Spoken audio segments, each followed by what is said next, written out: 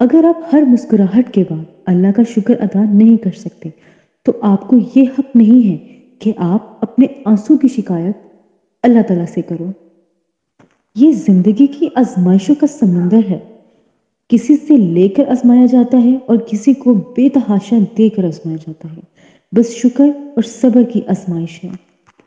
صرف اللہ ہی ہے جس سے جتنی جھک کر محبت مانگی جائے اتنی بلندی سے نصیب ہوتی ہے۔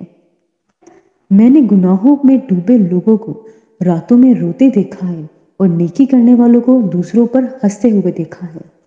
پیسے انسان کے کپڑے بدل سکتا ہے لیکن اوقات نہیں۔ ہنسی کے پیچھے کا درد، غصے کے پیچھے کا پیار اور خاموش رہنے کے پیچھے کی وجہ کوئی انسان نہیں سمجھتا۔ بد اخلاق انسان کی مثال اس گھڑے جیسی ہے جو ٹوٹنے کے بعد استعمال کے قابل نہیں رہتا۔ اذیت کے بدلے اذیت دے کر جس تسکین کی انسان کو تلاش ہوتی ہے وہ کبھی نہیں ملتی۔ دل کو سکون معاف کرنے سے ہی آتا ہے۔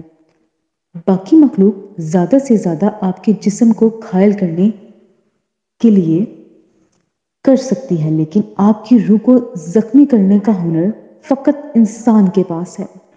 اللہ جب کوئی چیز دل میں ڈالتا ہے تو کہیں نہ کہیں نصیب میں بھی جگہ ضرور رکھتا ہے۔